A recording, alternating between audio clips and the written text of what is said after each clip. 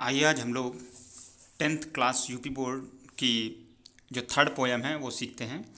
उनके विषय में थोड़ा जानते हैं, सेंट्रल आइडियाज सीखेंगे इस पार्ट में, फिर आपको अगले में बताएंगे। ठीक है, देखिए इसमें जो है पहले आपकी थर्ड जो पोएम थी पिछले सिलेबस में 2 साल पहले, द परफेक्ट लाइफ थी। ठीक है, वो थी बेन जॉनसन की। तो अब जो है सरोजनी नायडू की ये द विलेज सॉन्ग जो है आपकी कर दी गई है, तो हम लोग विलेज सॉन्ग ही पढ़ेंगे। ठीक है, आइए हम लोग शुरू करते हैं। पहले जान लेते हैं, आपको पता होना चाहिए कि हमारे भारत देश की जो फर्स्ट यूपी स्टेट की जो यूपी स्टेट था उसकी फर्स्ट गवर्नर कौन थी? सरोजनी नायडू थी। ठीक है, ये जुलाई में 47 को बनी थी। ये इसमें गलत लिखा हुआ है, ध्यान रखिएगा। ये यहाँ पर इंफॉर्मेशन थोड़ी सी गलत लिखी हुई है। ठीक है, 68 नहीं है। जब वो 1948 में ख़त्म ही हो गई तो 68 कोई प्रश्न ही नहीं उठता। ठीक है, वो गलत है। तो इसमें थोड़ा समझ लेते हैं, इनके विषय में थोड़ी सी जानकारी ले लेते हैं और सेंट्रल आइडिया कंफर्म कर लेते हैं, फिर आगे पोएम पढ़ेंगे। Sarojini Naidu was born in Hyderabad, Deccan एक सिटी है वहाँ की, उसमें हुई थी। ठीक है, और आप द बंगाली पेरेंट्स थे इनके ऑन द 13 फरवरी 1879 में। ठीक है, और सरोजनी फर्स्ट जो डॉक्टर थे वो क्या थे? जो है अघोरीनाथ चट्टोपाध्याय, और वो प्रोफेसर थे। ठीक है, निज़ाम्स कॉलेज में। And her mother was the Wardha सुंदरी, और अ devotee and cultured lady. Devotee माने भक्ति और जो है सांस्कृतिक वाली ही महिलाएं थी, घरेलू वाइफ। ठीक है, एक आध्यात्मिक रुचि रखने वाली, like most of the Bengalis, जैसे सभी होते हैं। और Sarojini was the also very proud of her culture heritage. वो अपनी संस्कृति और परंपरा में बहुत ही प्राउड करती थी, यानी गर्व करती थी। Sarojini Naidu's poetic career truly begin with the publication of her first anthology the golden thresholds. ठीक है, इसके साथ उनका कैरियर जो है स्टार्ट हुआ 1905 में। ठीक है, she was the called the nightingales of India. ये मोस्ट इंपॉर्टेंट है, ये तो कंपटीशन में बहुत बार आता है। सरोजनी नायडू को हम लोग क्या बोलते हैं? Nightingale of India. ठीक है, बुलबुल होता है ना नाइटेंगल माने, तो इंडिया की बुलबुल। ठीक है, याद रखिएगा। Mahatma Gandhi was her mentor and the Indian National Congress was the forum. ठीक है, तो याद रखिएगा आप कि जो क्या नाम था, महात्मा गांधी वाज हर मेंटर, उनके शुभचिंतक थे हैं। And Indian National Congress was the forum, जो इसके जो आपके क्या बोलते हैं, ठीक है, जो फोरम माने मंच होता है। ठीक है, और जो आपका मेंटर है तो जैसे किसी चीज़ को चलाने में गुरु बोल सकते हो आप यहाँ पर। ठीक है, मेंटर का सही अर्थ गुरु। हर मेंटर यानी उनके जो गुरु थे वो कौन थे? महात्मा गांधी थे। Mahatma Gandhi was her mentor and the Indian National Congress was the forum, और उनका जो मंच था वो कौन था? इंडियन कांग्रेस जो पार्टी थी, इंडियन नेशनल कांग्रेस वो थी। ठीक है, she becomes the president of the Indian National Congress. वो जो कांग्रेस था इंडियन, उनकी जो है प्रेसिडेंट भी रही हैं, अध्यक्ष भी रही हैं, इवन बिफोर पंडित जवाहरलाल नेहरू के पहले। और एट द 1688, ठीक है, सी बिकम्स, तो यहाँ पर ये गलत लिखा हुआ है, ये 47 है। ठीक है, जुलाई 47 को ये गवर्नर बनी थी। Become the governor of the Uttar Pradesh. ठीक है, तो the most popular states India, ये तो सभी लोग जानते हैं ना, सबसे ज़्यादा यहाँ पर स्टेट में आबादी भी है इसकी, है ना, पॉपुलेशन भी है। She was the first women governor of the independent India. स्वतंत्र भारत की पहली गवर्नर कौन थी? सरोजनी नायडू, याद रखिएगा। सी डाइड ऑन द 2 मार्च 1949, और ये 1949 को 2 मार्च को ख़त्म हो गई थी। ठीक है, ये इन्फॉर्मेशन आप इतनी याद रखिएगा। थोड़ी इनके विषय में आपको पता होना चाहिए कि आप चैप्टर तो पढ़ लेते हो, अर्थ जान जाते हो, फिर उनके विषय में आप कुछ नहीं जानते हो। ठीक है, इसके बाद देखिए सेंट्रल आइडिया पोएम में पूरे में बोला क्या गया है, या ये इसको भी एक बार क्लियर कर लेते हैं। द विलेज सॉन्ग, यानी समझ में ही आ रहा है कि गाँव का जो लोकगीत होता है ना, the village song is a beautiful example of the Sarojini Naidu's folk lyrics. जो द विलेज सॉन्ग नाम का आपका टाइटल से जो इन्होंने पोएट्री लिखी है, ये जो है फोक लिरिक्स, यानी कि गाँव की जो लोकगीत होते हैं, ठीक है, उसका बहुत सुंदर ही एग्जाम्पल है। Is the beautiful example of Sarojini Naidu's folk lyrics. ठीक है, और it questions answer form makes its the dramatic. और इसका जो क्वेश्चन आंसर वाला तरीका है ना, कविता जो लिखी गई है, वो बहुत ही इसको नाट्यात्मक बनाती है। और the dialogues between the mother and her child हैं अनफोल्ड द थीम्स, वो जो है विषयों को खोलती हैं। जो ये बार बार जो डायलॉग्स हुए हैं मदर और बेटी के बीच में, तो वो उनके थीम्स यानी कि विषयों को खोलती हैं, उनके विचारों को। The scene is the pastoral, तो पास्ट्रल का मतलब होता है गाँव का, ग्रामीण जो दृश्य है ना।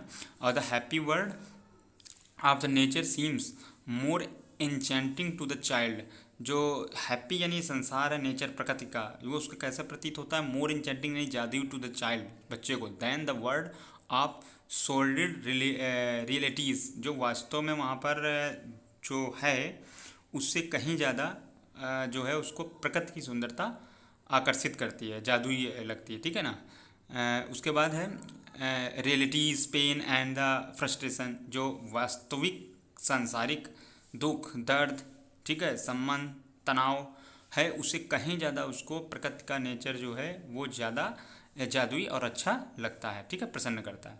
ठीक, ये थी। और उसके बाद है फिर है आगे है आपका कि द चाइल्ड, इसके बाद है even the mundane desire and the pleasure hold no charm and its desire to escape to the beauties of songs and flowers in nature. तो इवन फिर भी द मोंडेन डिज़ायर, कि मोंडेन डिज़ायर का मतलब हो गया यहाँ पे आप बोल सकते हो एग्जैक्ट, अगर हम लोग मीनिंग बोले मुंडेन डिज़ायर की, तो डिज़ायर माने तो इच्छा होती है, और मुंडेन का मतलब आप बोल सकते हो सांसारिक, ठीक है। तो मुंडेन डिज़ायर यानी सांसारिक इच्छा एंड द प्लीजर, और जो खुशी है, होल्ड नो चार्म, ये जो है समेट कर नहीं रखती, होल्ड माने इकट्ठा करके पकड़ के नहीं रखती, नो चार्म यानी कोई भी सुंदरता या आकर्षण, एंड इट डिज़ायर, और उसकी ये इच्छा है कि टू स्कैप टू द ब्यूटीज़, ये सब छोड़ दिया जाए, of the songs and flower, यानी उसकी इच्छा स्कैप टू द, इन सबको छोड़कर, किसको किसको, beauties of song and flowers of the nature, जो संसार के गीत और फूल पत्ती हैं, इनमें जो सुंदरता है, इससे अच्छी सुंदरता ये होल्ड करके नहीं रखें, सांसारिक सुख और विचार में नहीं है।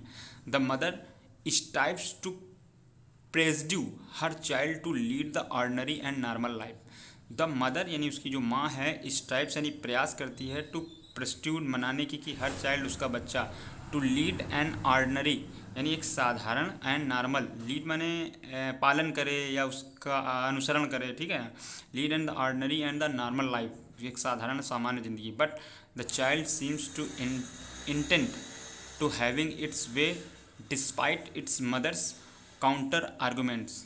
बट लेकिन जो बच्ची है, सीम्स उसको प्रतीत होता है जो है कि हम लोग बोल सकते हो कि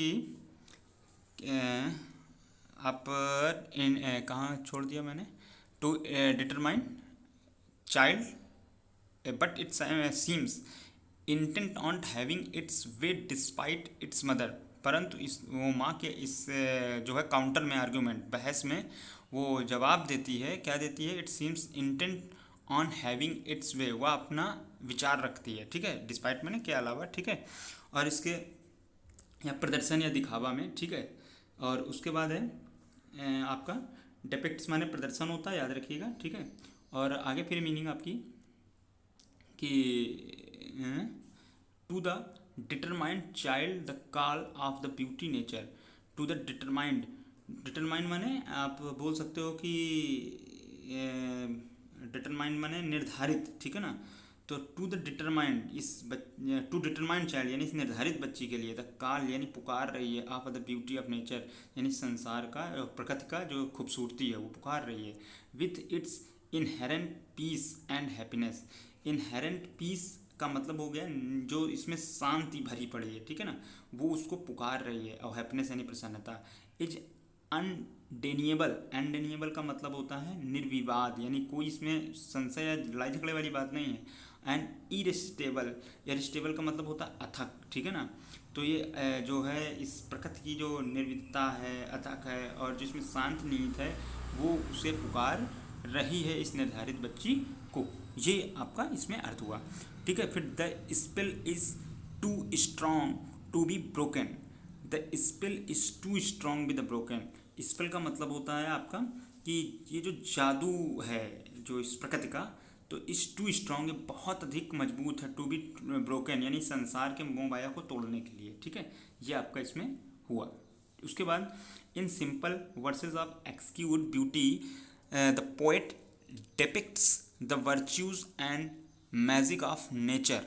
तो इन सिंपल वर्सेस ऑफ, जो आप आपका देखिए, ये जो यहाँ वर्सेस बोला गया, तो वर्सेस का मतलब क्या हो गया, तो वर्सेस ऑफ एक्सक्यूट्स का मतलब हो गया कि जो वैसे आप याद रखिएगा वर्सेस माने छंद होता है, तो इन सिंपल वर्सेस यानी इन साधारण छंद में आप एक्सक्यूट, एक्सक्यूट का मतलब हो गया उत्तम, तो इस उत्तम में जो है एग्जीक्यूट ब्यूटी यानी इस उत्तम सुंदरता का इस साधारण छंद में क्या किया गया, द पोएट डिपिक्ट्स, तो डिपिक्ट्स का मतलब होता है प्रदर्शन करना या दिखाना, क्या होता है डिपिक्ट्स यानी प्रदर्शन किया, द वर्च्यूज, वर्च्यूज़ मतलब गुण का, ठीक है, वर्च्यूज़ एंड द मैजिक यानी जादू का ऑफ द नेचर, नेचर के जादू और गुणों का वर्णन किया है साधारण छंद में, and with the great skill incorporates philosophy, with यानी साथ में, द ग्रेट स्किल यानी अच्छी स्किल माने तो कुशलता होती है, इनकॉर्पोरेट का मतलब होता है आपका दर्शन बोल सकते हो, ठीक है, इनकॉर्पोरेट फिलॉसफी पूरे का मतलब हो गया दर्शन